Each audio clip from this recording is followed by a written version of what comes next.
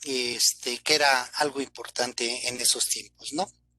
Por ejemplo, Ras- Ramsés II ordenó un censo este, sobre las tierras y los habitantes de Egipto, y esto dicen que era cuando iban a iniciar la construcción de las pirámides. Pero un dato interesante, fíjense, había 2 millones de, de personas en Egipto, ¿no? También en pasajes bíblicos, bueno, más bien en la Biblia, señalan que Moisés ejecutó pues un censo, pero en realidad fueron varios, sobre cuántos soldados tenían las 12 tribus cuando hizo la migración por el desierto del Sinaí, durante estos 40 años, ¿no? También en Grecia antigua, pues realizaban conteos de personas y de recursos. En China existían censos, los ordenaba el emperador Tao hacia 2200 años antes de Cristo, y obviamente los romanos, con su elevada organización, pues registraban periódicamente la población, elaborando censos cada 5 años. Los hacían más seguido que nosotros. Nosotros los hacemos cada 10. Bueno, ya en la Edad Media, Carlos Magno ordenó la creación de un registro y de sus propiedades, así como los bienes de la iglesia. Bueno, hasta aquí era una recolección de información general, em, este, previendo la planeación y la recolección, principalmente de, de impuestos, ¿no? No es hasta 1662 donde John Ground este, publica un tratado sobre las observaciones políticas y naturales, poniendo de manifiesto pues, lo que ahora se conoce como estadísticas vitales, ¿no? Nacimientos de funciones en el periodo de 1604 a 1661. Ya en el siglo XIX, la estadística entra en una nueva fase de desarrollo, sobre todo con Galton y Pearson, a los que se les puede considerar como los padres de la estadística moderna, pues a ellos se debe el paso de la estadística deductiva a la estadística inductiva. Ya hacia el siglo XVII nace la teoría de probabilidades. Esto, bueno, a la afición de las personas por el juego, pero esto da un gran avance y fortaleza a la estadística, sobre todo en la parte de la probabilidad. Este, un nuevo impulso llega con la teoría de errores y de los mínimos cuadrados que aportó Gauss y el método de la correlación entre variables, pues para valorar esa relación entre variables, ¿no? Ya a finales del siglo XX, la estadística se extiende como una rama de aplicación en la ingeniería, sobre todo en la resolución de problemas. Y finalmente, Fisher, pues es el creador de la estadística inferencial y de alguna manera es la estadística tal cual la conocemos hoy.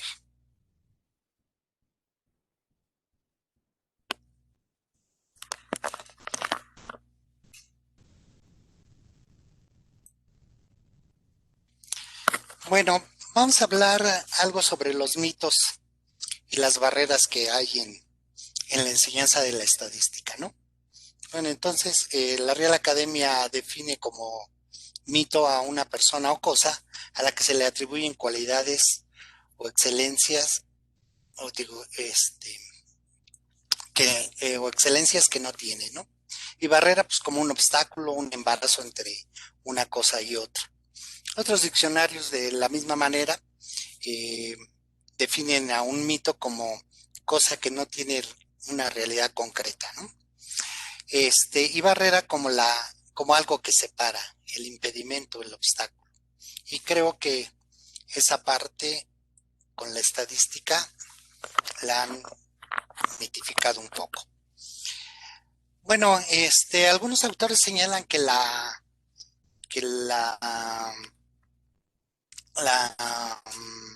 rechazo hacia la estadística, hacia la enseñanza de la estadística, se da en todo el mundo, ¿no? Se habla, por ejemplo, de la angustia y la ansiedad que generan los cursos de estadística que no suelen presentarse en otros. Bueno, yo diría que esto no es cierto después de que como estudiante veía las rutas metabólicas, que en realidad eso sí me causaba angustia en mis clases de bioquímica. Bueno, los profesores y estudiantes jugamos un rol en el proceso de enseñanza-aprendizaje y tenemos ciertas aprensiones, prejuicios construidos y consolidados durante el tiempo, ¿no? Y esto puede constituirse como una barrera al momento de dirigir, en el caso del profesor, dirigir este proceso o el de realizar un aprendizaje en el caso de alumnos. Entonces, en esta situación trataremos de desmitificar todo esto y ver que la estadística es para todos.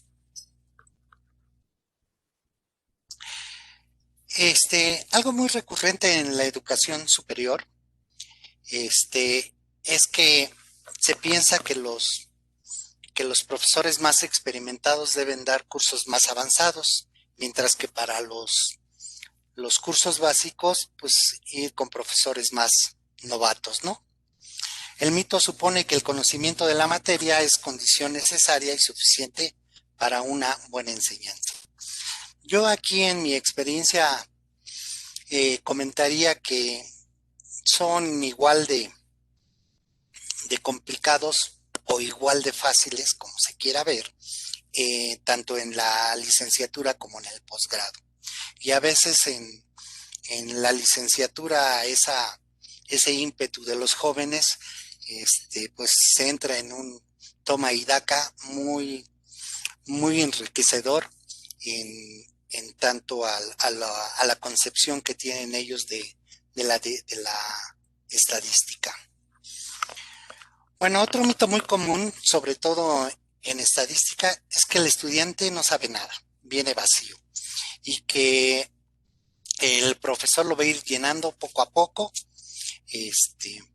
Bueno, alguna terminología del lenguaje pues, es consistente con esta creencia, pero sin embargo, sí se habla de asimilar o de digerir el conocimiento, se habla de transmitirlo, y lo cual supone que esta transferencia del conocimiento, desde donde lo hay, que en este caso sería el profesor, hacia donde no lo hay, que sería el estudiante.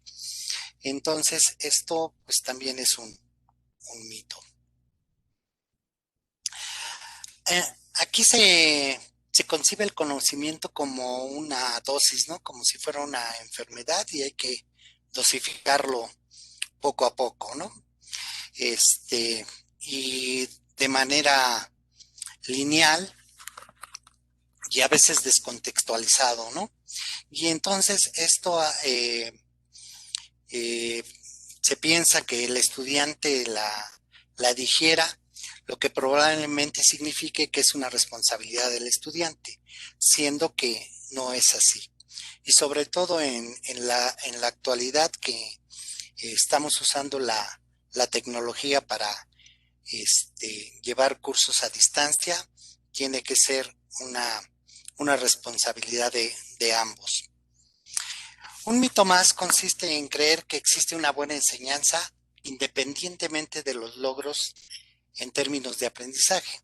Es decir, que damos la clase, pero no hacemos una evaluación de qué tanto aprendieron nuestros alumnos.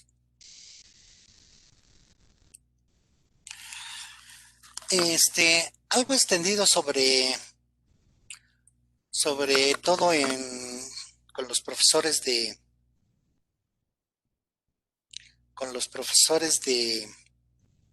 matemáticas y estadística es pensar que los problemas de comprensión conceptual se resuelven con aumentar la dosis de ejercicios y problemas a resolver. Entonces, no nos extraña cuando nos ponían una serie de ejercicios a resolver que nos tenía ocupados el fin de semana, ¿no? Se puede decir a priori que que todos estos y otros elementos que cada persona tiene forman una predisposición, hacen una barrera de rechazo, y no dejan fluir las capacidades del aprendizaje en la estadística. Bueno, todos estos elementos, pues han sido considerados y de hecho la estadística luego tiene mala prensa. Pero hacia 1977 Tukey plantea el concepto de análisis exploratorio de datos. Y más que plantear un concepto, plantea una filosofía en la aplicación de los métodos de análisis de datos. Unida a ella se han desarrollado algunas técnicas, como es el caso de los famosos gráficos de caja y bigote o los gráficos de tallo y hoja, entre otras cosas, ¿no? Bueno, esta filosofía consiste en el estudio de datos sobre todas las perspectivas y todas las herramientas posibles. Es decir, hay que usar todos los elementos a nuestro alcance que nos permitan desmenuzar la información y con ello tener más elementos, es decir, descubrir más información de la que los datos con los métodos tradicionales nos muestran. Y esto obviamente nos va a llevar a generar hipótesis nuevas en el sentido de conjeturar sobre las observaciones que disponemos.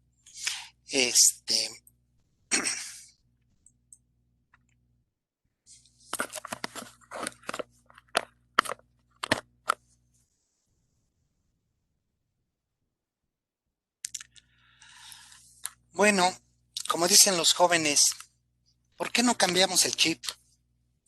¿Por qué no pensar de otra manera ante situaciones difíciles? En la actualidad, la enseñanza de la estadística se realiza de forma gradual desde la primaria hasta cursos universitarios con cursos de estadística aplicada en diferentes licenciaturas, medicina, biología, economía, psicología, ciencias de la educación y otras, ¿no? Pero a pesar de ello, algunos profesores basan fundamentalmente en el cálculo de los estadísticos, conduciendo pues, a dos consecuencias. La primera, que disminuye la importancia visual de las representaciones de los datos, dando importancia exclusivamente a los cálculos. Y créanme que la estadística es más complicada en la parte conceptual que en la parte de cálculos, ¿no? Y bueno, la segunda, equipara al análisis con la mecánica de cálculo. Incluso cualquier profesor que inicie en estadística da esa importancia, ¿no? Resuelve esto, calcula esto, sí, y sin embargo no les da ese contexto de lo que implica ese cálculo, ese número, ¿no?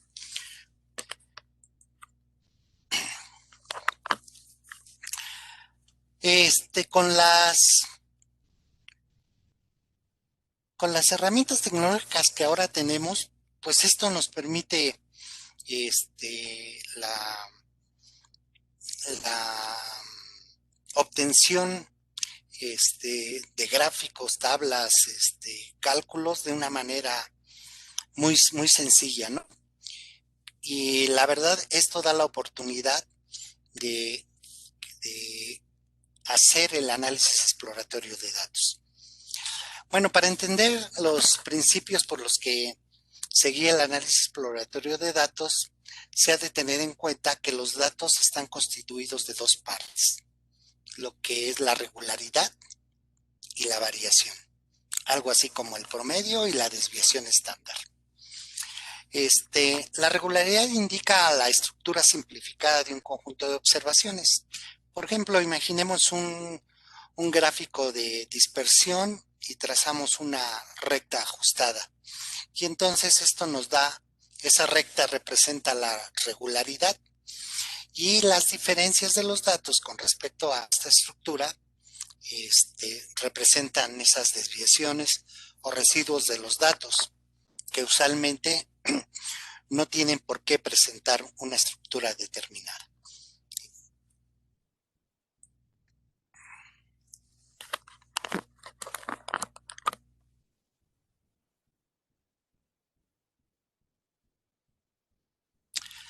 Bueno, ¿cuáles son las características de este análisis exploratorio de datos? Bueno, primero nos posibilita eh, generar situaciones de aprendizaje referidas a temas de interés para los estudiantes. Se basa en tener un fuerte apoyo en las representaciones gráficas, es decir, visualmente podemos detectar cosas importantes, ¿no? Y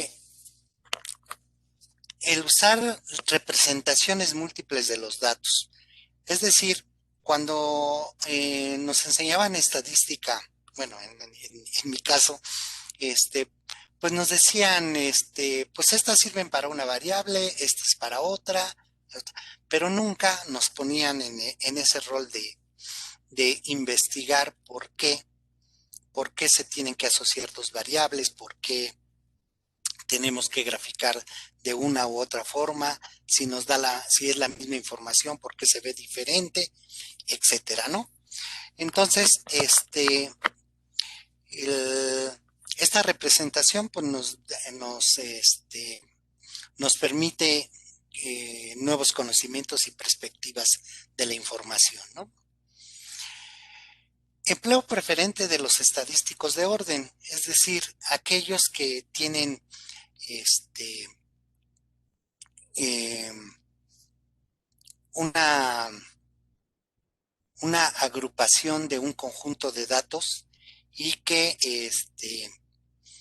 y con ello disminuye el efecto que se produce con los valores atípicos, ¿no? Escasos son muy alejados, algo así como la media y las desviaciones estándares. Uh -huh. Pues no necesitamos una teoría matemática compleja. Pues yo diría que, por ejemplo, en la parte básica y media de la estadística no necesitamos más que saber sumar, restar, multiplicar, dividir. Y si se nos atora una raíz cuadrada, pues usar una calculadora. Pero obviamente pues ya tenemos muchos paquetes estadísticos y el Excel por si las dudas, ¿no? Bueno, hasta aquí es bastante parecido la estadística descriptiva tradicional, pero se aleja de ella por su intención. Pues al contrario, la representación o el cálculo no son el análisis exploratorio de datos un fin, sino un medio. Y con ello pues, nos permite descubrir información oculta en los mismos datos. El uso de diferentes escalas o reexpresión nos permite ver cosas y facilitarnos el manejo. ¿Esto qué quiere decir?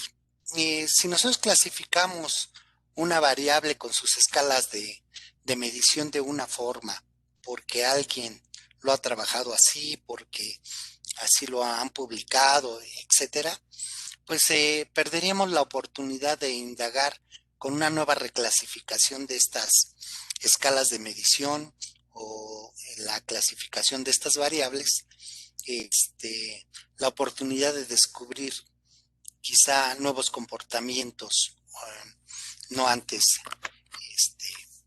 pensados, ¿no?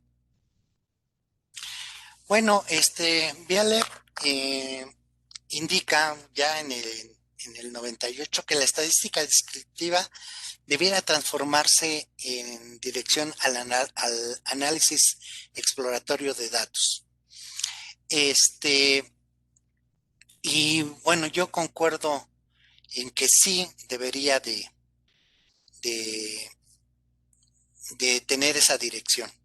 Y de hecho, el curso de estadística descriptiva, créanme que solo tiene el nombre. Realmente lo que hacemos es un análisis exploratorio de datos. Obviamente tenemos que plantear todas las técnicas, métodos, instrumentos de la estadística, pero pensar como, como volvernos un investigador de datos, ¿no?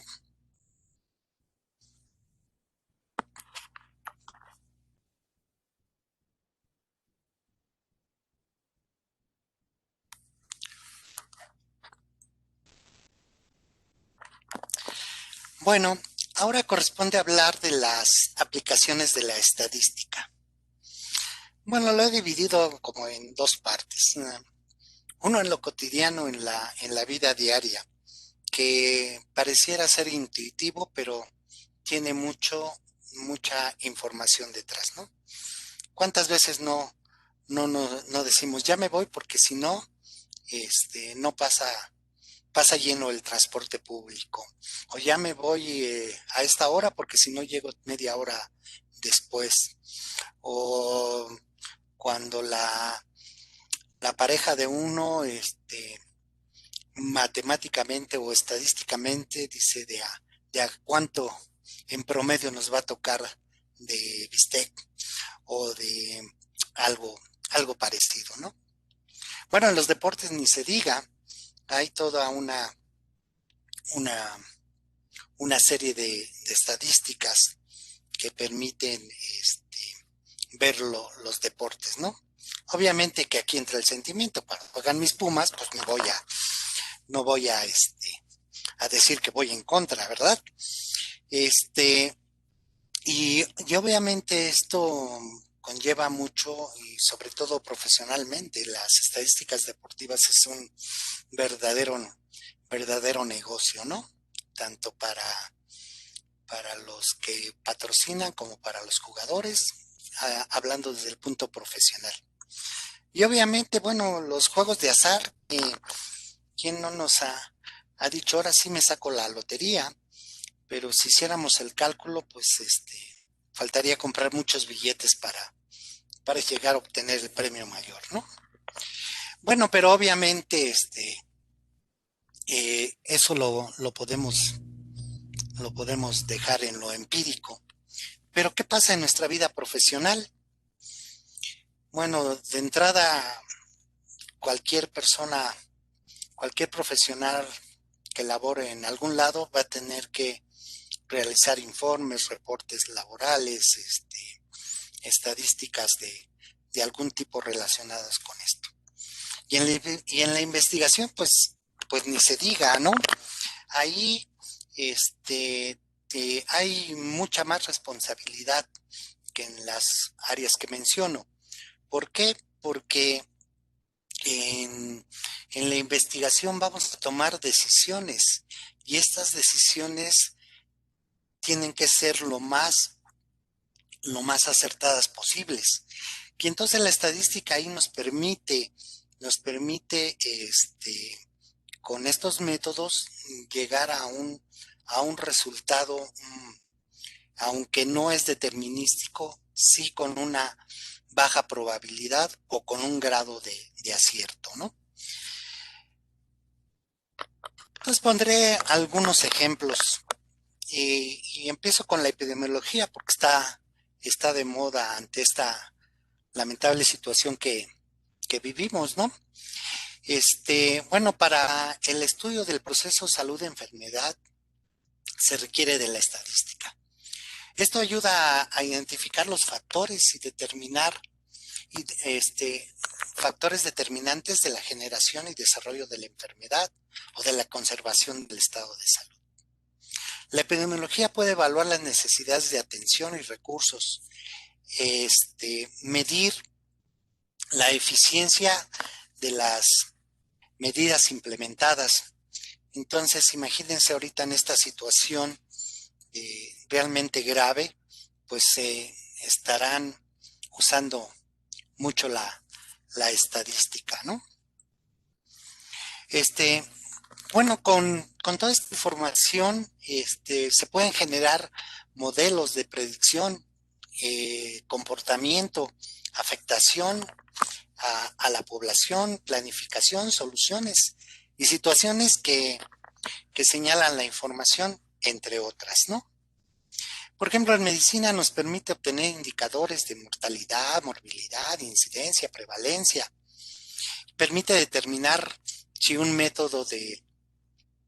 eh, un método terapéutico es bueno, un método médico es mejor que otro. Sobre todo, imagínense ahora cómo están cambiando los protocolos en la atención del coronavirus, ¿no? Ayuda a probar si un medicamento es efectivo, es mejor, etcétera, ¿no? Bueno, en biología, pues podemos obtener las filogenias eh, con con esta parte de la estadística, ¿no? Que las filogenias se obtienen con variables transformadas, es decir, que variables cuantitativas las convertimos en categóricas para poder hacer estos procesos. Podemos conocer las distribuciones de especies, ¿no? A diferencia de otras áreas, pues nosotros no podemos preguntarle a los organismos, oye, ¿cuánto pesas? ¿Cómo te llamas? ¿Cómo te distribuyes? No, entonces tenemos que indagar la manera de obtener la información, ¿no? Bueno, para todas las ciencias experimentales, pues permite eso, el planear o el diseñar un experimento para la obtención mejor de la información.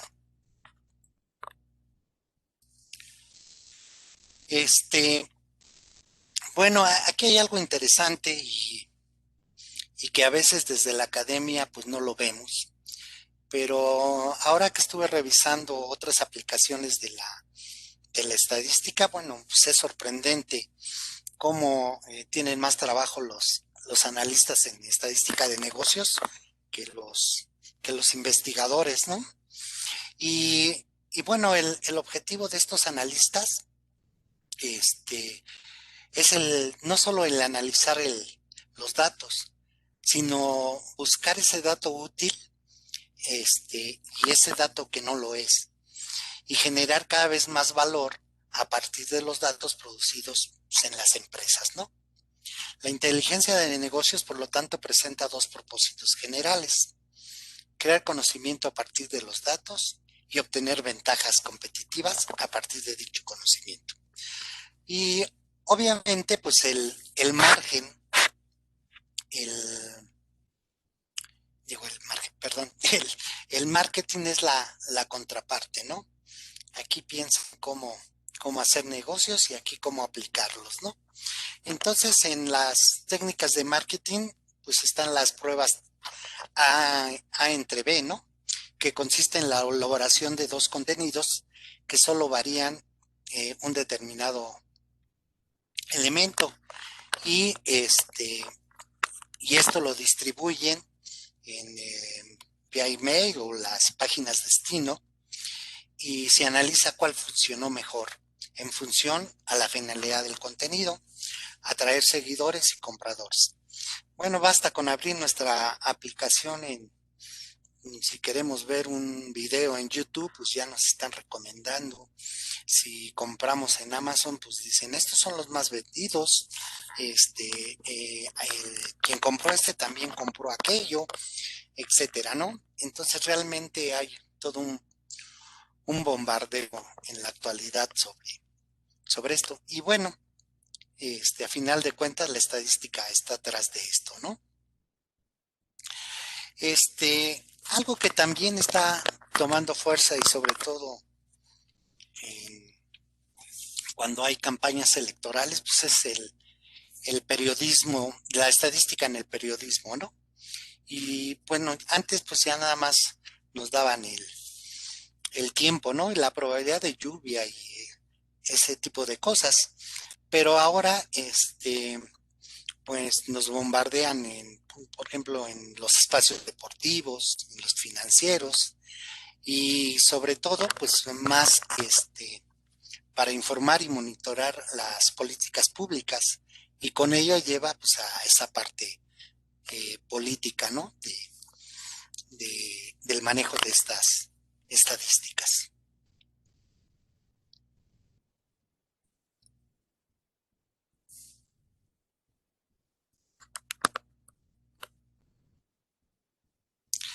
Bueno, ahora les voy a señalar tres casos eh, que la estadística descriptiva pudo resolver. Y esto lo digo porque la estadística descriptiva a veces ven como que es lo más simple, ¿no? Pero al final de todo pues, es la base para entender procesos más complicados de la estadística, ¿no? Bueno, John Snow, fue un médico inglés y y él realiza una especie de pictograma, es decir, un mapa con algunas anotaciones que le permiten demostrar la virulenta epidemia del cólera que azotó por aquellos tiempos en Londres, este, y pudo detectar que el foco de infección se debía a un pozo contaminado, ¿no? Y que, bueno, hubo 700 víctimas en menos de una semana y a final de cuentas detectó que se debía a contaminación del agua por heces fecales. Pero ¿cómo le hizo? Pues su método fue muy simple. Hizo un mapa bueno, no sé si lo hizo o lo tenía, ¿no? Y fue haciendo o poniendo puntos donde encontraba una defunción sobre esto. Y entonces vio cómo alrededor de un pozo estaba el mayor número de defunciones. Aquí había otro pozo y vean que no había tanta conglomeración. Aquí había otro pozo, pero tampoco era muy, muy significativo, ¿no? Entonces, esto le permitió dar con el foco de infección. Y entonces, pues descubre cómo se, cómo se, cómo se dio esta epidemia. Bueno, obviamente ya más moderno, aquí están los pozos, pero miren, vean cómo hay una distribución hacia el entorno ¿no? Y entonces, de lo que hablábamos en el análisis de exploratorio de datos, pues esa visualización, pues, permite ver un, un fenómeno y obviamente pues, buscar la solución.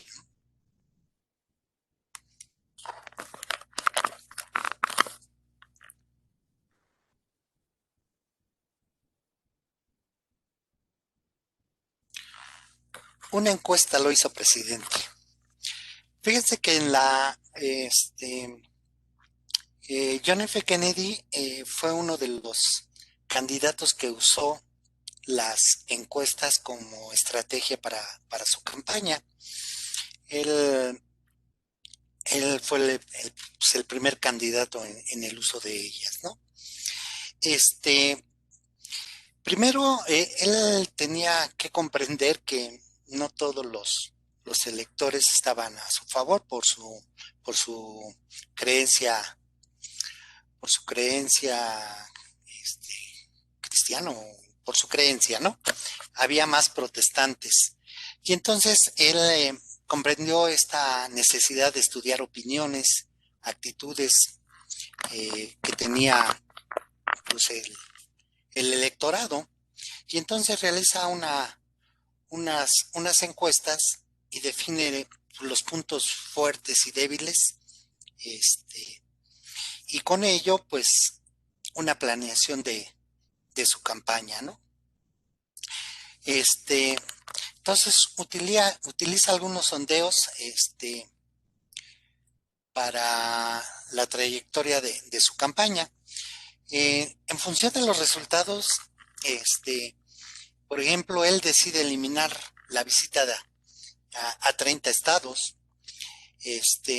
pero quizá lo que le valió el triunfo en esta cerrada contienda fue que una de las encuestas reveló que el 30% de las familias enviaban a sus hijos a la universidad, pero el 80% pues anhelaba hacerlo en el futuro, de modo que en su campaña por el país pues usó esta estrategia y afirmaba que la educación pues iba a ser una prioridad máxima, ¿no? Y que las mejorías de oportunidades para la formación de los niños, ¿no? Y obviamente el público respondió muy bien a este mensaje y por ende pues a Kennedy. Y entonces a eso le atribuyen que logró el triunfo en las elecciones. Bueno, aquí hay un caso del doctor Rafael Ramos Galván. Él fue un pediatra, nutriólogo, docente, investigador y antropólogo, ¿no? Bueno, por adopción. Fue fundador del Hospital Infantil de México, lo que ahora se conoce como el Instituto Nacional de Pediatría. Bueno, ¿qué hizo el doctor Ramos? La nutrición y la desnutrición fue su primer ángulo de aproximación. De ahí habría de visualizar y estudiar el movimiento y la energética de los procesos de crecimiento y de desarrollo. Inicialmente sobre esta temática, la mayoría de sus trabajos estuvieron encaminados a los estudios de los mecanismos adaptativos en situaciones de desnutrición. Entre los múltiples trabajos están las llamadas tablas de Galván, lo que permite observar el desarrollo de un infante. Bueno, ¿qué hizo el doctor Ramos Galván? Bueno, simplemente hizo muchas mediciones de somatometría, lo que se conoce como somatometría, mediciones del cuerpo, y hacía la relación entre la edad, la talla y el peso. Y entonces de estas observaciones pues, sacaba la media, la desviación estándar y veía cómo se distribuía a través de los percentiles. Bueno, con esto, aparte de dedicarse a otras cosas, bueno, gran parte de su tiempo dedicó a esa recopilación y proceso de estos datos estadísticos, ¿no? Y esta tarea creo que de la estadística es la más ingrata, ¿no? Porque hay que estar revisando, recopilando, valorando, graficando, etcétera, etcétera. Y a veces es el trabajo ese trabajo que le llaman, ¿no? El trabajo sucio, que alguien los interprete. Pero él no, hizo todo el proceso.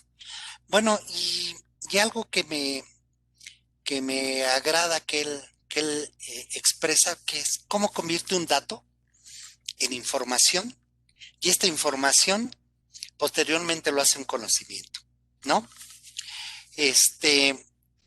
Él decía, o al menos dijo en una conferencia, que al conocer las dimensiones podemos medir la magnitud de la injusticia que con ello se comete, hablando de la infancia, ¿no? De los niños. Bueno, aparte de todo esto, pues era un humanista. Entre otras cosas, escribía que los factores que determinaban el crecimiento y el desarrollo son múltiples, dinámicamente y interactuantes. En todos los seres vivos, tratándose de una especie humana, pues los habían agrupado en tres categorías, que eran los factores genéticos, neuroendocrinos y ambientales. Y las acciones de estos factores se realiza por demás dentro de pautas generales para todo fenómeno de desarrollo, conviene conocerlos. Bueno, quizá esta filosofía de él y la forma en que se aproximaba dio origen a esta parte de aportación estadística, ¿no?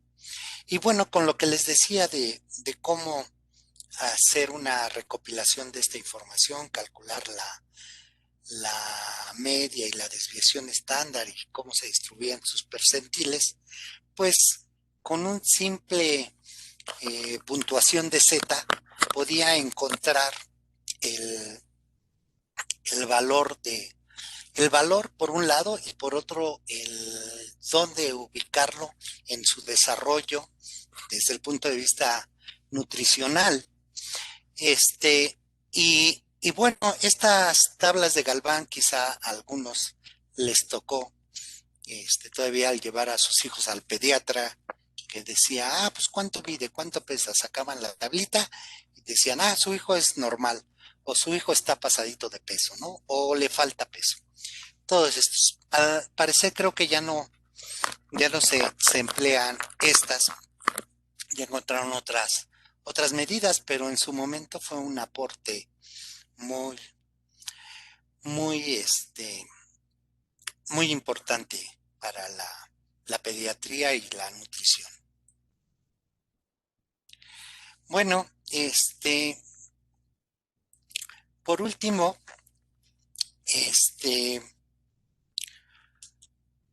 ¿por qué aprender estadística?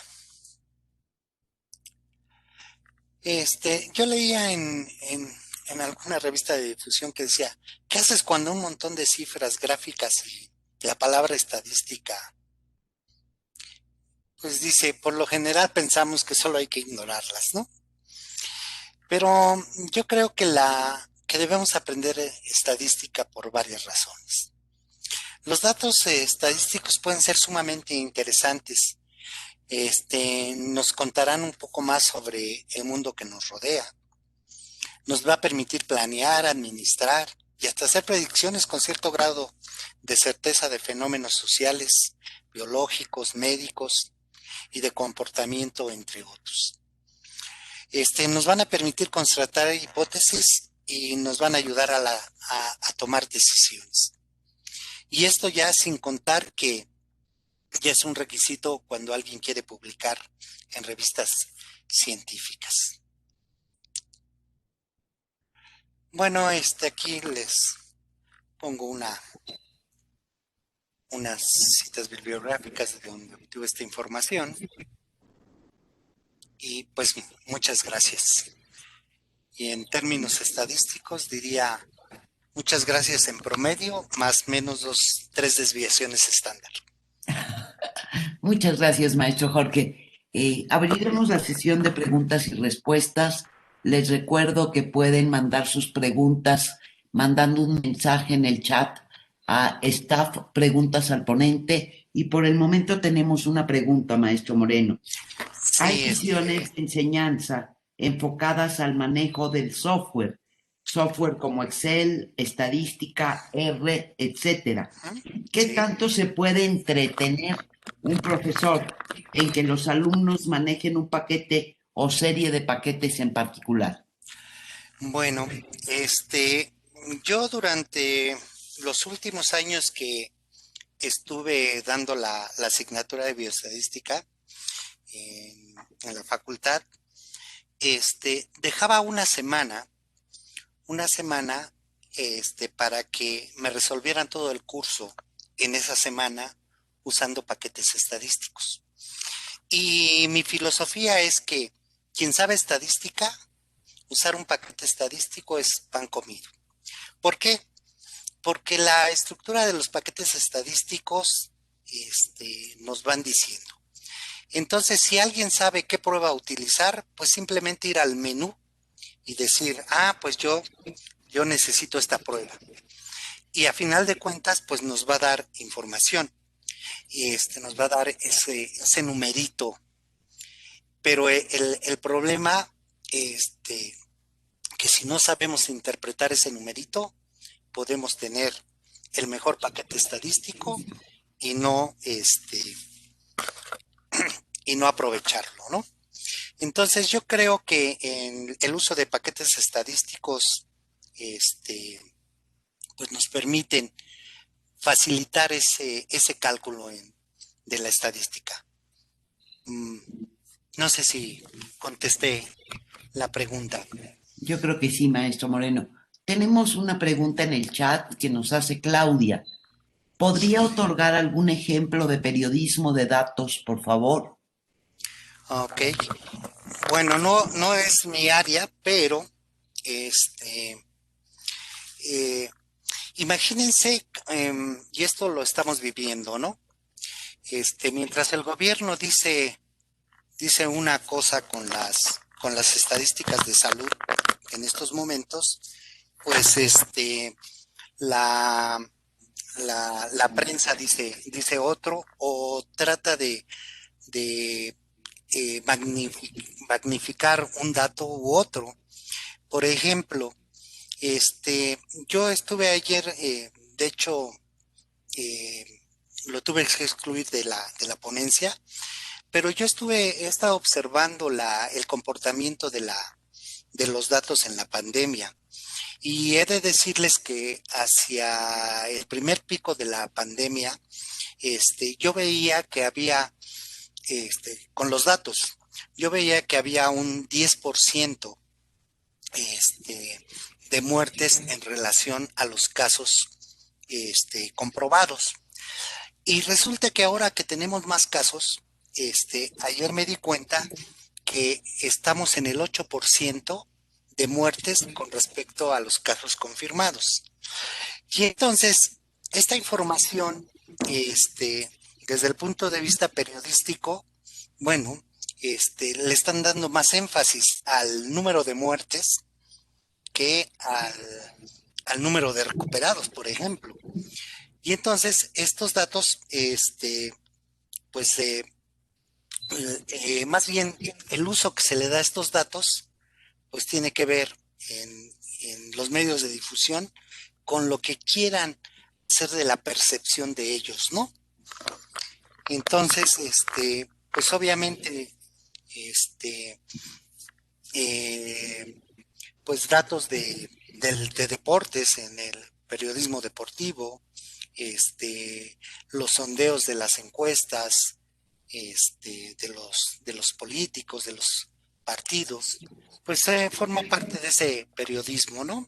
Bueno, más bien de esa estadística de periodismo. Gracias, maestro Moreno. La siguiente pregunta. ¿El curso tendrá una perspectiva interdisciplinaria? Lo pregunto porque debemos considerar que vengo del área de educación.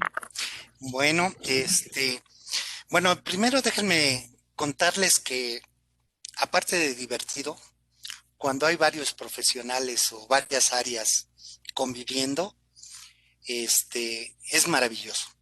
Eh, hay una, hay una retroalimentación, una forma de interactuar entre esas áreas. Este, yo diría que este tipo de cursos, este, aprendemos, aprendemos todos de todos. Este, y bueno, yo les platicaría que en mi formación estadística, pues primero estuve como con los médicos, con los médicos en diferentes especialidades. Después llegué con los biólogos y obviamente como algunos saben, la Facultad de Ciencias convivimos físicos, matemáticos, biólogos, este, y ahora gente de ciencias de la Tierra. Y entonces, un problema lo podemos ver desde diferentes ángulos. Y esto pues nos da suficientes elementos como para hacerlos. Y obviamente en el área de educación, pues nadie que se dedica a la docencia escapa a tomar, a tomar estas, estos elementos de la educación, ¿no? Este, yo tengo un diplomado en educación a distancia y sobre todo ahí congenié con muchos profesionistas. Y a final de cuentas, el objeto de estudio era uno, pero la aplicación que se le daba era para cada quien, ¿no? Espero haberle contestado bien su respuesta. Gracias, maestro Moreno. Antes de pasar a la siguiente pregunta, nos están pidiendo que si podría volver a proyectar la última diapositiva que nos mostró para poder hablar del curso. De hecho, ya se está proyectando esta última diapositiva. ¿Ah? ¿Está? No, esa es la primera. Es la diapositiva inicial esta. Digo, final, perdón. O sea, me decían esta diapositiva. Perdón. ¿Sí estoy compartiendo la pantalla? Sí, La compartimos, gracias. ¿Esto está? sí, ya está. Gracias, maestro. Uh-huh. La siguiente pregunta, y es la última que tengo registrada. ¿Cómo sería una relación ideal entre los datos cuantitativos y cualitativos? Una relación. Bueno, muchas variables cualitativas y cuantitativas se relacionan. Por ejemplo, ahorita con la pandemia, pues están relacionadas las defunciones por sexo, por ejemplo. Hay una gráfica muy interesante que aparece en los datos de la Ciudad de México, y resulta que cuando se tiene confirmado los casos, al grupo que más ataca es al grupo de mujeres entre 40, no recuerdo si 25 y 40 años, es atacado más que a los hombres. Bueno, es decir, está más susceptible en esa parte. Y en los casos de adultos, pues no es como nos dicen, hay menos casos de personas mayores, y ahí sí se distribuye de manera homogénea entre hombres y mujeres. Sin embargo, pues nos dicen que somos el grupo vulnerable, ¿no? Entonces, algo llamarlo ideal para conjuntar esto, yo creo que no podría decirlo en este momento. Sin embargo, creo que sí lo debe de haber, ¿no? Entonces, sí se da en esta relación de ambas variables, ¿no? Gracias, maestro. No tengo ninguna pregunta más registrada. Para finalizar, ¿nos podría usted recordar las fechas del curso, el costo y cómo es posible que accedan al 10% de descuento las personas que asistieron a esta plática? Ay, yo creo que ahí sí les voy a fallar porque... Bueno, No recuerda se que preocupe, no se preocupe. El 10% de descuento es para quienes se han registrado y son partícipes en este ciclo de conferencias y están presentes en esta conferencia correspondiente al curso de estadística descriptiva. Sin embargo, como también podrán visualizar en el chat, es posible tener 15% de descuento asociados a en el chat también ya los datos de contacto de la Fundación UNAM para asociarnos y obtener un 15% de descuento en este y alguno otro de los cursos. Además de ello, también aparece también el cuestionario de asistencia con el enlace correspondiente. Favor de llenarlo de manera correcta, de preferencia copien y peguen en su navegador para que puedan tener derecho a la constancia por haber estado presente en esta videoconferencia. Gracias por nuestra parte. Muchísimas gracias. ¿Nos recuerda las fechas del curso, maestro, por favor? Sí, iniciamos en febrero. Déjenme usar la tecnología. Estoy usando el 16 de febrero al 18 de marzo. Van a ser los martes y jueves de 4 de la tarde a 6 de la tarde. Nos están poniendo en el chat que no se puede entrar al formulario los organizadores. Y también Sí, adelante. nos están indicando también los organizadores que al momento de efectuar su registro en el formulario se enviará la información completa del curso. Perdón. Así, ahí una vez que ellos llenen correctamente el formulario, entonces nosotros pues ya con esa información lo tendremos la asistencia para que ellos puedan tener acceso a su constancia. Muy bien, muchísimas gracias. Pues no tengo más preguntas registradas. Maestro Moreno, muchas gracias por su presentación. No, Y al contrario. preguntaría yo a los organizadores de Fundación UNAM si hay algún tema adicional que quisiéramos comentar. Ningún dato, maestra. Gracias también, maestro, por su apoyo, por su participación. Estamos compartiendo también los enlaces. Dejaremos unos minutos más la sesión abierta para quienes puedan o deseen buscar en el chat el enlace a este formulario con el cual concretar el registro de su asistencia y minutos pues cerraremos la sala. Muchísimas gracias. Muchísimas gracias. Gracias a ustedes. Que tengan muy buena tarde.